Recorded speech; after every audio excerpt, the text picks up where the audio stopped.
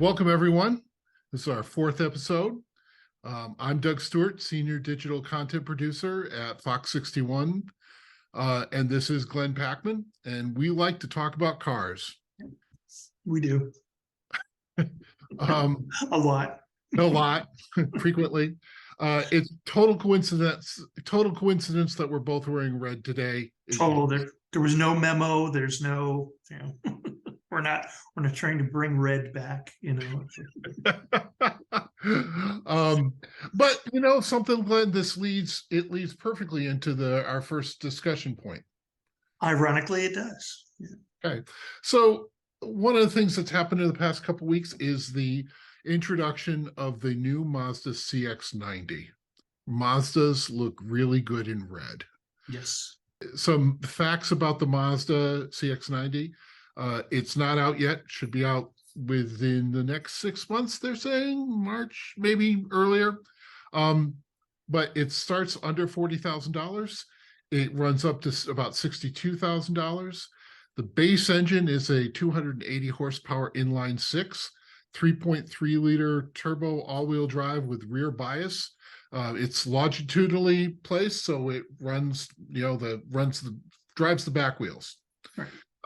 It's got an optional 340 horsepower engine and a plug-in hybrid model that starts at $48,000, $49,000.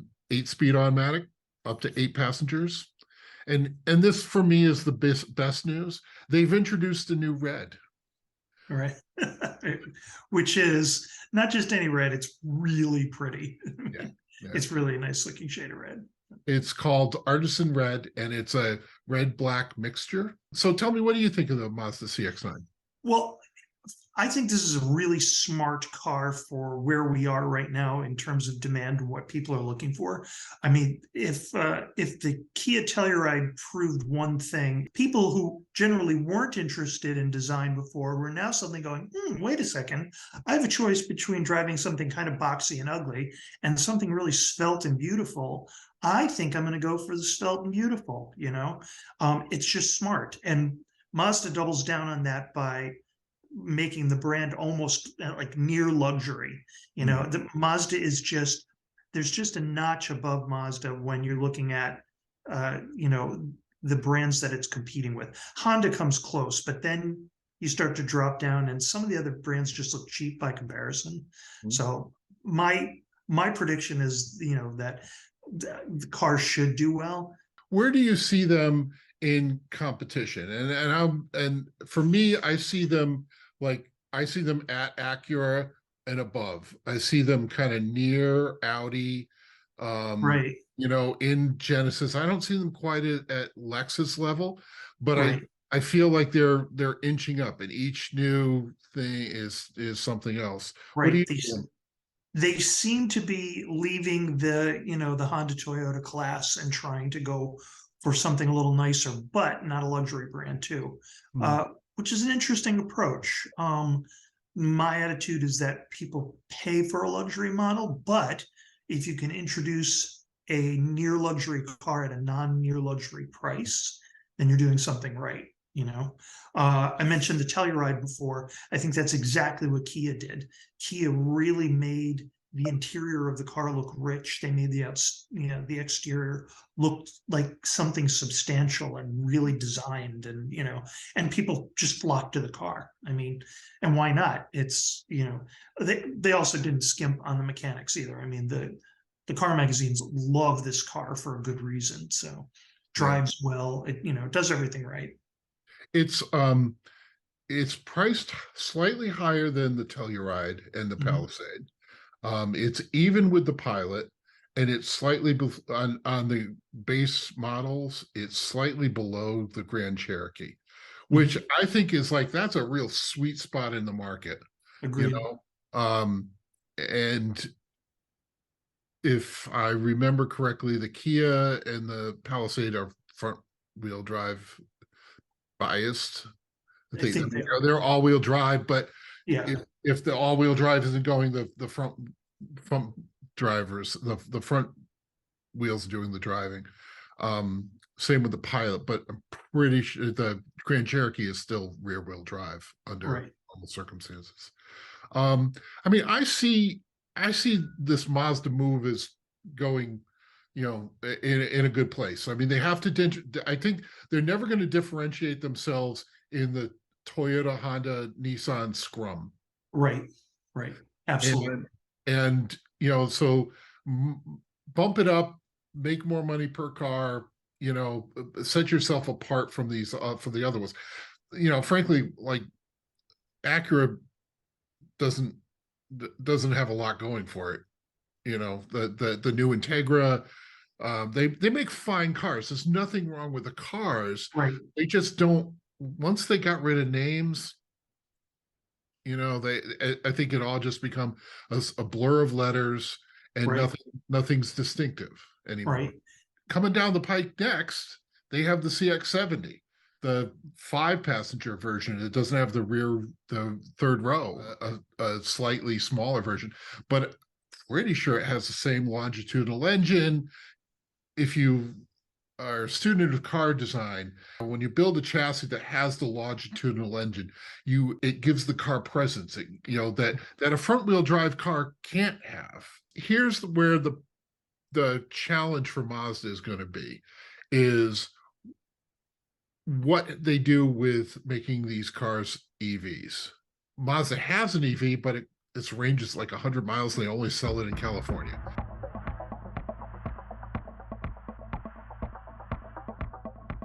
Our next segment, we're looking at cars that we're looking forward to. I'm really looking forward to the new Mustangs. I think Ford understands the Mustang a lot better now these days. In the past 5 years, they've really understood how to, obviously it has to fit two markets. It has to fit the rental car market, and it has to fit the high performance market. Right. And the new Dark Horse, so a 5-liter Coyote engine with the highest horsepower they've ever offered. Starts around 58,000, tops out around 80,000 prices wise. I'm looking forward to it. Pictures, I'm like middling on the design, but I got a feeling it's going to look better in person. The current Mustang is a sharp car, so the base is there. I'm with you on that. I want to see it up close, because have they gone too far with some of the styling cues? Have they over sculpted a little bit? I'm wondering. I'm going to reserve judgment until we see it, but it's going to be fast. I mean, if I'm going to have a midlife crisis, this is something that I'm going to be, at the dealership with my hands on the glass and all mushed up. So, it's that guy again. I keep telling him, don't touch the car. I should say here, my father won a Mustang. He won a Mustang? You did not know this? Did not know this. My father in 1966 matched two halves of an Atlantic Richfield contest thing, and wanted a camping lantern, and ended up like matching the two halves of the Mustang. July 66, and they were in the product shutdown, so we didn't get it until January of 67. It was a 67 Mustang. It was burgundy with a off-white vinyl interior. It was base with the tiny little hubcaps, and and it was like the first new car we ever had. And Wow. okay, and so here's the thing. It's like our bigger station wagon had died, right? It was not going to go. So the family camping trip was in jeopardy, and my father decided, we're going to go in the Mustang. So 6 of us pile in the Mustang. So the problem here is that there's only 5 seats. Yeah. He literally made a small seat for my sister that went between the 2 bucket seats, right? It's wood padded, right? Wow. And she was maybe like 1.5 at that point. And when she got to be like 2, he taught her how to shift, because the shift knob was like right in front of her. And, but Wow. but imagine, like, should there be a crash, Uh-huh. Yeah. all bets are off, Right. Right. but yeah, you know, six people in a Mustang with a canoe on top and a trailer in back and six bicycles. It was, Yeah. we Yeah. were what we were. But anyway, he had it until 1975 and offered it to me so I could buy it. But I was 15. I didn't have a job or money, and the car, like, and you remember cars in those days, they Mm, rusted through, yep. and there was rusted through in a lot of places, and it had a plant growing in the back seat floor well. It was just, I regret not figuring out some way I could buy it. So you want to take the next one here? The one that I really like is the Volvo EV. The EV version of their XC90 uh, is a thing of great beauty because their current XC90 is a sharp car. It really is.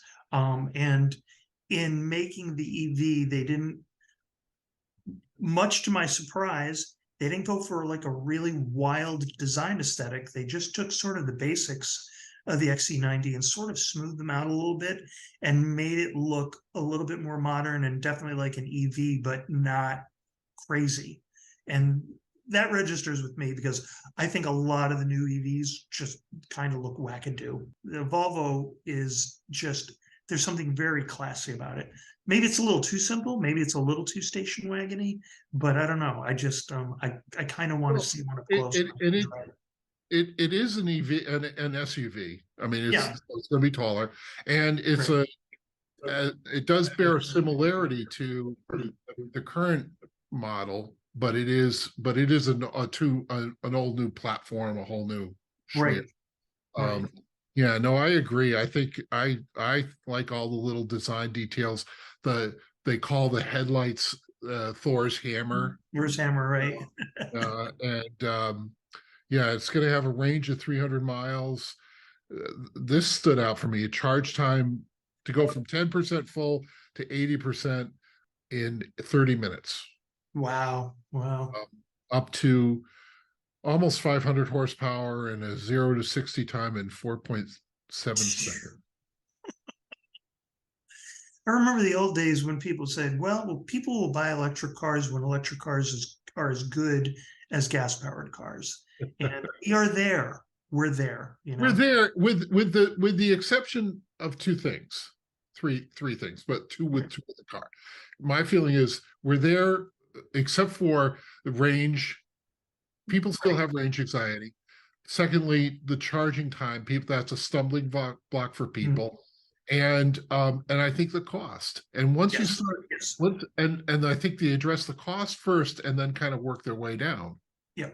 My light went. I'm I'm also looking forward to see the new mid-size pickups for GM, the Colorado and the Canyon. It's a new generation.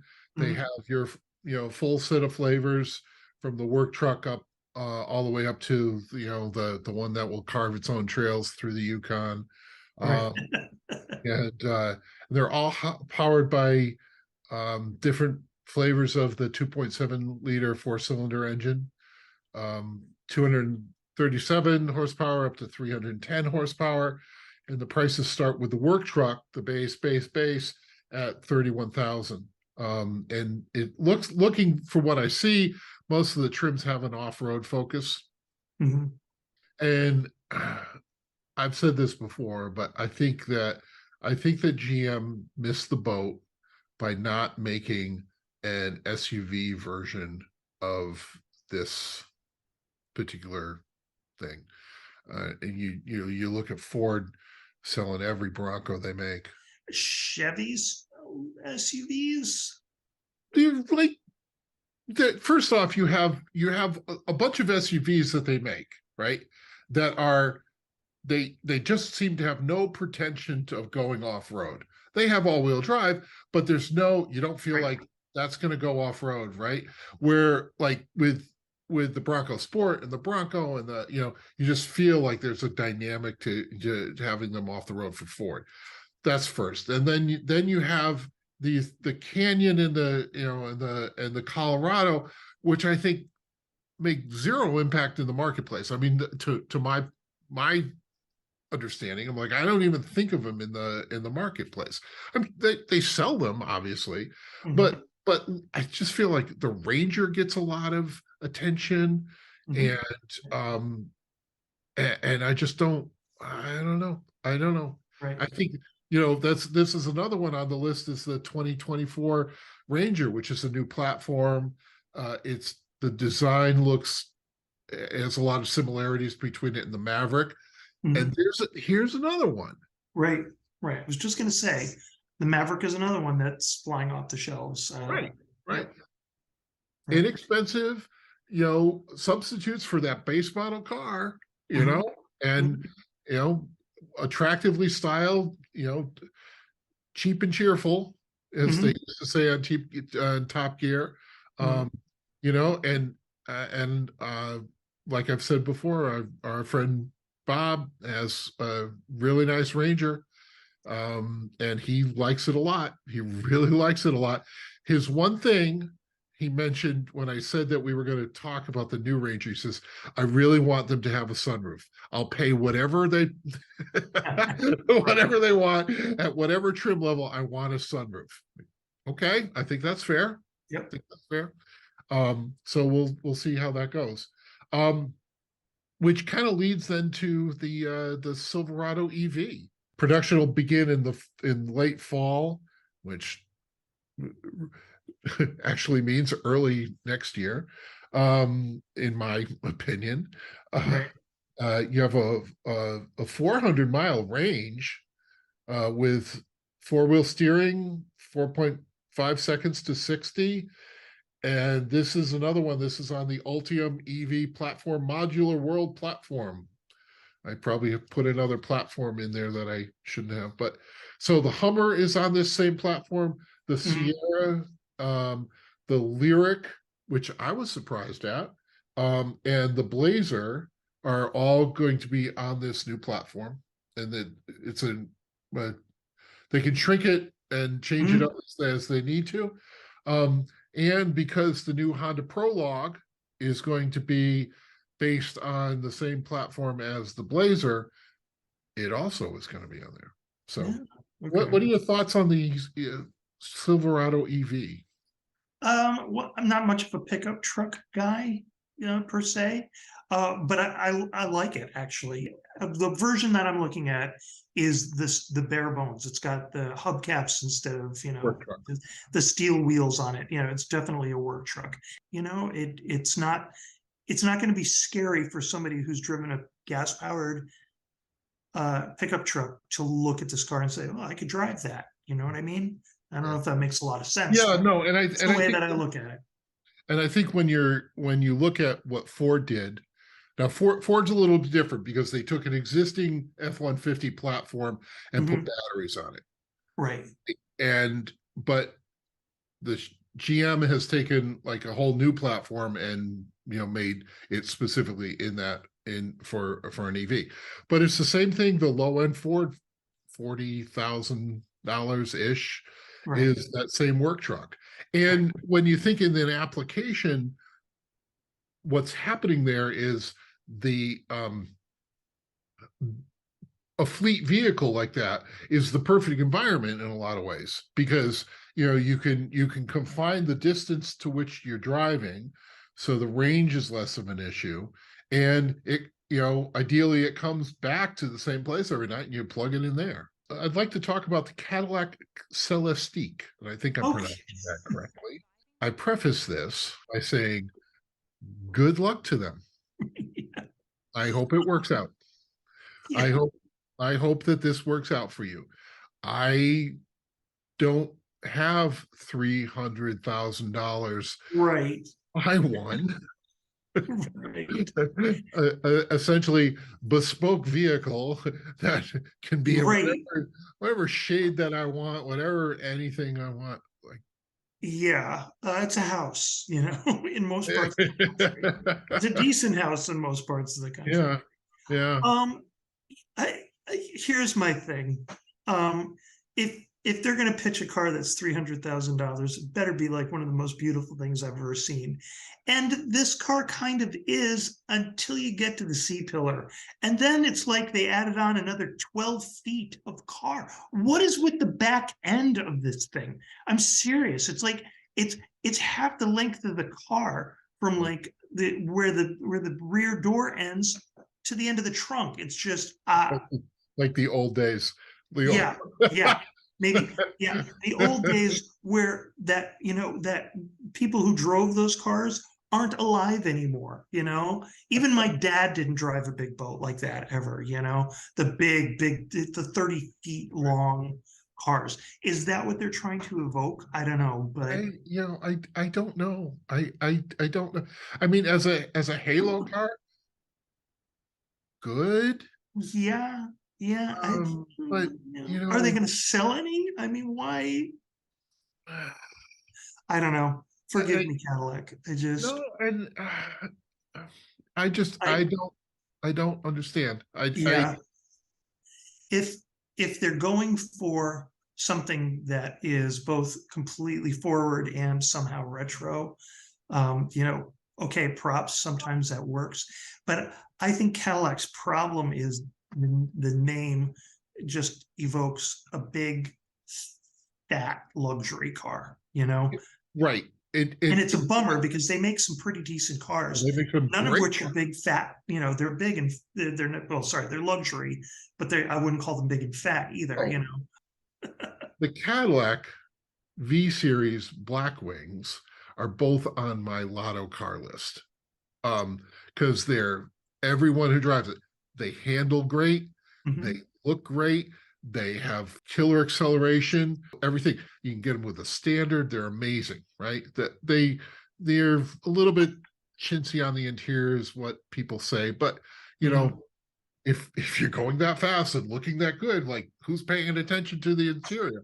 I think you're right. I think there's a generation that doesn't think of Cadillac in those terms, and then there's a younger generation that doesn't think of Cadillac. Right, right. Well, I think Cadillac's past successes have come back to haunt them because where they made their money before was a big boatsy luxury car for people who wanted one. And now that's people's grandparents or their great aunts and uncles and people of the past. I just when I hear the name Cadillac, if a marketing expert said, so I'm going to shoot out some brand names and you tell me what you think. Cadillac, I would think, well, that's a car that my grandparents drove, and I'm 60. All right. This is saying a lot. The brand isn't registering with me, and I'm 60 years old. Okay. Yeah. That's the problem. There's the problem. And is this car going to be the one that young people go, holy crap, I got to drive that? No.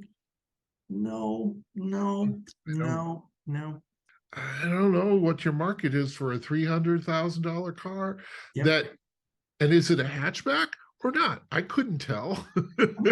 I'm looking at this car. It's a beautiful shade of blue. It's got gorgeous wheels. I don't get it.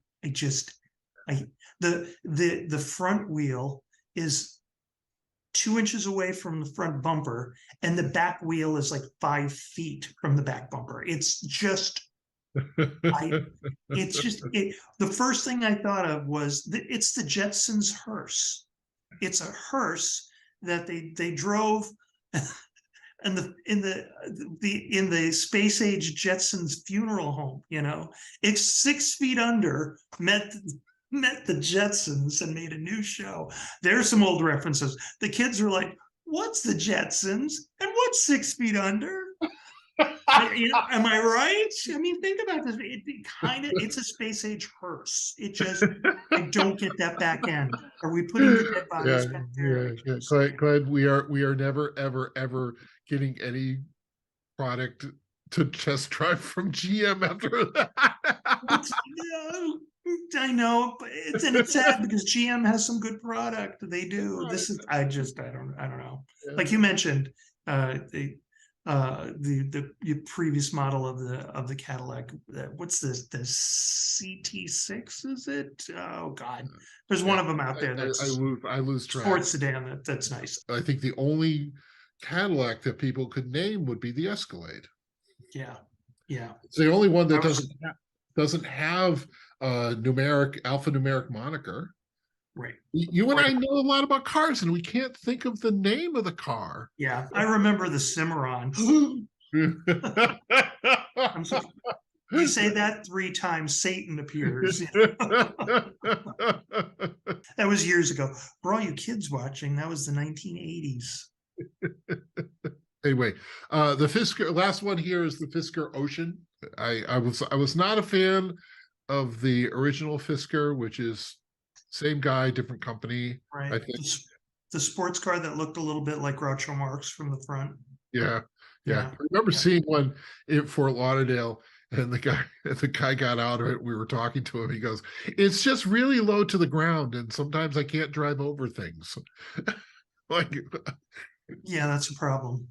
but the Fisker Ocean up higher. It's an SUV. Cool thing is you can. It's that those windows in the far back, essentially behind the C, be the between the C and the D pillar, Mhm. roll down. Oh, really? Yeah, Really? That's yeah. interesting. You can have all sorts of windows open. They're going to offer us a roof that will do solar charging. I like this car. It's got a little bit of a Land Rover vibe going on, just a touch, the Yeah, hint, a whiff of Land Rover, which doesn't sound like it would smell good, but it works here. So, it, it has yeah, a certain, I don't know, je ne sais quoi. there you go.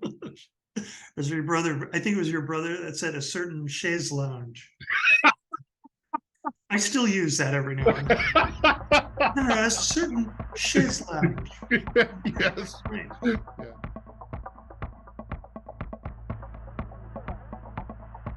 Let's move on to our last segment. Winter driving. So those of you who are watching us in warmer climes, when you guys get an inch of snow, your cities just stop. Up here in the lovely New England, Connecticut, we just keep going most times. This past week was a 10-year anniversary from a really bad snowstorm, and a lot of us were on the road, basically the next day doing our stuff.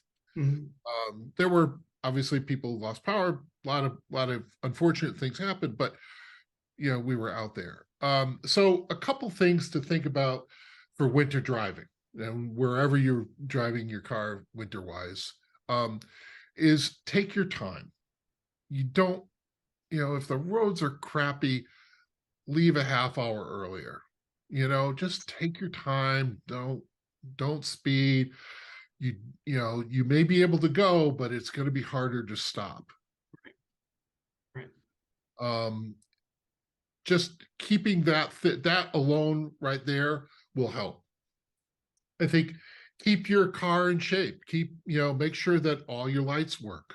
All the your brakes are fine. That all those little things. Your tires are properly inflated. All that stuff that we've talked about in the past and other episodes. But really, just making sure that the things on your car work, because the last thing you want to do when it's 20 degrees outside is be stuck on the side of the road.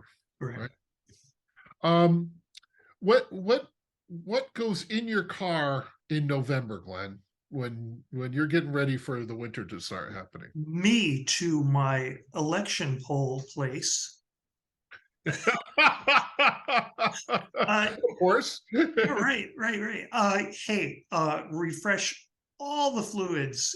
That's a great time to do your tune-up, to make sure that your radiator fluid is topped off, to get an oil change done at the beginning of the winter. Absolutely. I mean, cold weather is rough enough on a car and an engine. Make sure your car is healthy is a great idea. So all the fluids. keep a bottle of wiper fluid with you in the car. And I say that because messy driving is not so necessarily dangerous until you run out of wiper fluid. Like, you can be on a road where you're using fluid like every couple of minutes because it's just slushy, muddy, messy, gross. And if you run out of that fluid, you might not be able to drive. You might not be able to see. So in the wintertime, I always tuck just a gallon of extra wiper fluid in the car just in case I happen to run out. But be cognizant of that. So. Yeah, Oh, get your go ahead. wipers replaced. That's a great time of year to get new wipers. Absolutely. Okay. I'm making sure that that I've transferred the snow scraper and snow brush into the car from being in the garage. Right.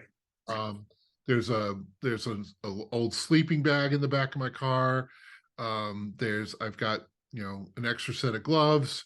In years past, I have done this. It's not in there now, but I put like a whole bag with an extra set of clothes. Yeah. Yeah. Use everything. And, Uh, the people out there are going to say, well, that's ridiculous. It's sort of survivalist thinking. But there have been crazy instances where people get stuck for hours and hours in their cars. Don't be that person if you can help it. And if you are, be a little bit prepared. yeah. My big add to this segment is going to be this. Okay, so you drive an SUV, you have all-wheel drive. Your car slash truck slash whatever you want to call it is built for this kind of weather, right? Great. That doesn't mean you can drive like you normally drive in bad weather. It just means your car is better built for it. But if you hit a patch of glare ice, it doesn't matter what you're driving, you might not be stopping. Yeah. Slow the hell down. I see so many people, specifically in their big SUVs, just ripping through the bad weather like it's nothing at all. And it's just not safe. It's not safe for other drivers on the road, and it's not safe for you. So that's my ad. I'm getting down off the soapbox now. I remember driving right around here, and it's a long curve. It's and this the roads have been plowed. I believe the snow had stopped, but the roads still had a decent amount of snow on them. And this guy in a Ram 1500 jacked up comes whistling by me, and I've got whatever, I don't remember what car I had, but I'm just kind of putzing along. He didn't like it. He's blowing past me, and I get around the corner, and you could see the tracks where he had done a 360, and now he's off in the side of the road, and he's got snow caked up under there, and he's not going anywhere for a while. And I got on the phone to 911, to the state police. I said, yeah, right by exit 1, there's a guy who just realized that he flunked physics. And, Yeah. and, Yeah. the dispatcher was like, pause for a moment. Oh, I get it. Yeah.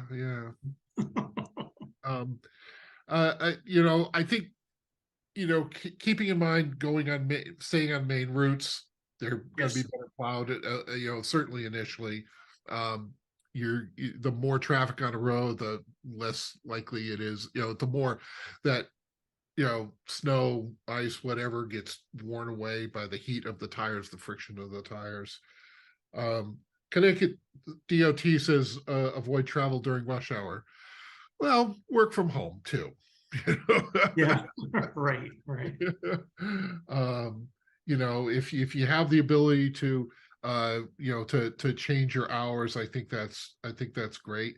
The state is really good. State of Connecticut anyway is really good about getting information out there as to what roads are going to be problems, and I know that people complain about snowplow drivers, but I've been, in the course of my job, I've been out with snowplow drivers. They do a lot of work. It's Yes. Yeah. crushing. It's they got it's noisy. it's cold, there's a lot of things going on, and they're out there a lot of times before the snow and after the snow and during the snow, and it's a lot of work. And the thing that I will never forget is I asked the snowplow driver once, like, what do you say to people who say, I just shoveled out my driveway and the snowplow dumped a whole bunch at the end of my driveway? And he goes, well, tell them my wife wouldn't let me take it home to our house. Oh, there you go. And Yeah, yeah, I mean, it's a fact of life that they have to plow it someplace, and yeah, if yeah, you know yeah. it There's sucks. lots I of mean, clear roads, but yeah, yeah, it I sucks. I think there should be like really stringent laws in regards to snowplow etiquette. And I think if you break them, you should face like 20 or 30 years in prison, because you're right. It's people That doing their may jobs. Well, all right. I'm exaggerating a little, but just a hair. But yeah, give the snowplows a wide berth. First off, the stuff that comes bouncing out of the back of a snowplow can really damage your car. And not huge dents, but boy, you want to wake up in the morning and what was your paint job, there's a lot of debris. They're sanding the road. I mean, there are little rocks in there that bounce all over the place. And if you're too close, you're begging for that kind of stuff to not only damage the exterior of your car, but go in your grill and Lord knows what else. Just give the plows a wide berth. They're doing their job. Be nice. yeah. Be glad you're in your nice warm car and that the plow is ahead of you clearing the road, right? I think there's a lot of debate on tires, all weather Mhm. tires, all season tires, snow tires. I think that's a decision you have to make for yourself in terms of where you're driving, how your car is, how your car is, how your car acts in the snow. Some vehicles are not good in the snow, and some are great. And so think a lot about what kind of tires are available, and do some research, as we've discussed in the past. Different places where you can go to buy tires.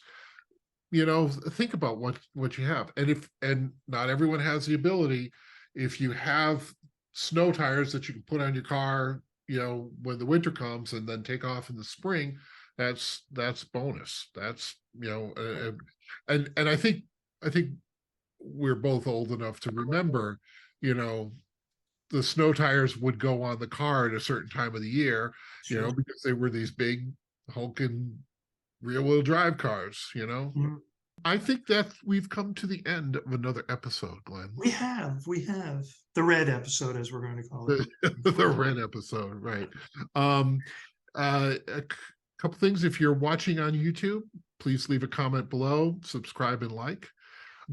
If you are interested in contacting us and you're watching us over one of the OTT systems like Fox 61 Plus, you can email me at dstewart, Stewart, at fox61.com.